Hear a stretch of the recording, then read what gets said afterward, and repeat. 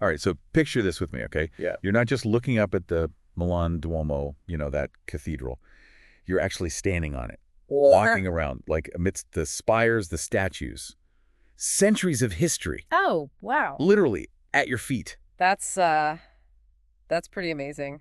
It really is like flipping the script on how we usually interact with these landmarks, wouldn't you say? Completely. Yeah. And it's not even just about the view, which I'm sure is incredible, but Yeah.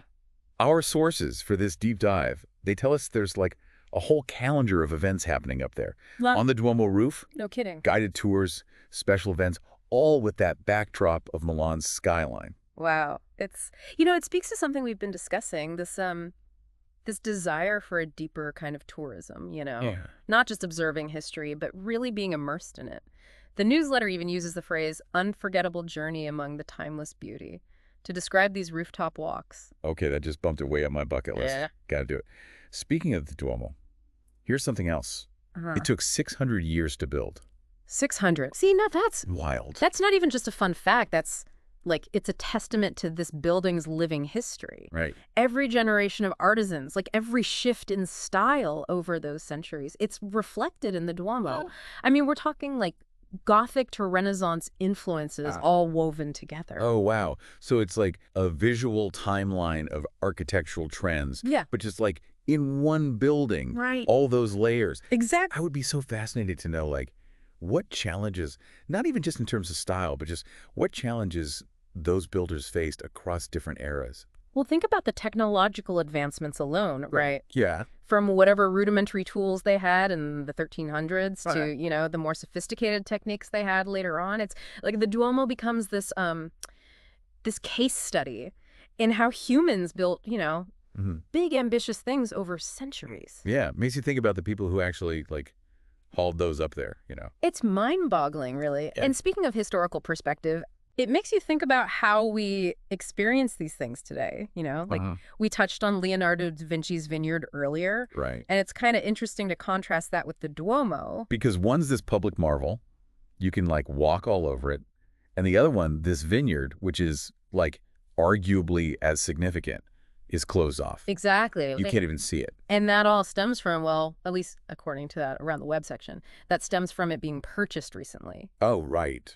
Which kind of raises an interesting question, don't you think? Yeah. About how private ownership can sometimes, limit access to these spaces that hold, cultural or historical value. It's a tricky balance, I think. Yeah. Because on one hand, preservation, Right. a lot of times that costs money, but then it's like, who gets to decide Exactly. what parts of history are accessible, which ones aren't? It's a slippery slope. Yeah. Yeah. Like, where do you draw that line? It definitely opens up a can of worms, and it makes you think about, like, in light of the Duomo even, Right. even just being able to walk on that rooftop, that depends on what? Ticket prices, crowds, things that not everyone can, easily navigate. 100%. And speaking of navigating, the newsletter mentioned 2024. It's supposed to be like super busy year for travel. Oh, yeah.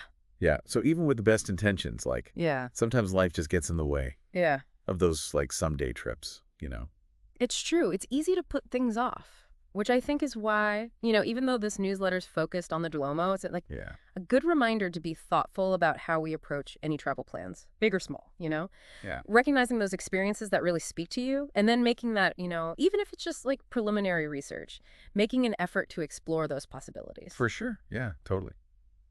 Yeah, it's like they say, a little planning goes a long way, right? Absolutely. Especially if you're like picturing yourself standing on top of the Duomo. I know, right? And that's the thing, like, it's not just about the Duomo, Right. what we've been talking about, the architecture, Da Vinci's vineyard, this whole idea of access. It just shows you how, like, Yeah. one travel idea, it can unlock these really, like, thought-provoking questions, Totally. It's kind of what I love about these deep dives. And we start with, hey, you can walk on this roof. Yeah. And now we're like contemplating centuries of Yeah. history, art. Who gets to like experience these incredible things? Exactly. It's about connecting those dots, right? Yeah. And realizing that even the most, like, famous landmarks, they probably have these hidden layers, these unexpected stories just kind of waiting to be discovered. For sure. So I guess like as we wrap up here, Yeah. it makes you wonder what other like hidden in plain sight experiences are out there. What could you find if you, dug a little deeper, looked beyond the usual tourist trails on your next adventure? Ooh, I like that. Yeah, that's a good one. Right. So that's what we'll leave you with for today. The Milan Duomo is just the beginning. Until next time, keep exploring, keep asking those questions. And who knows what incredible things you'll find. Exactly. See you next time.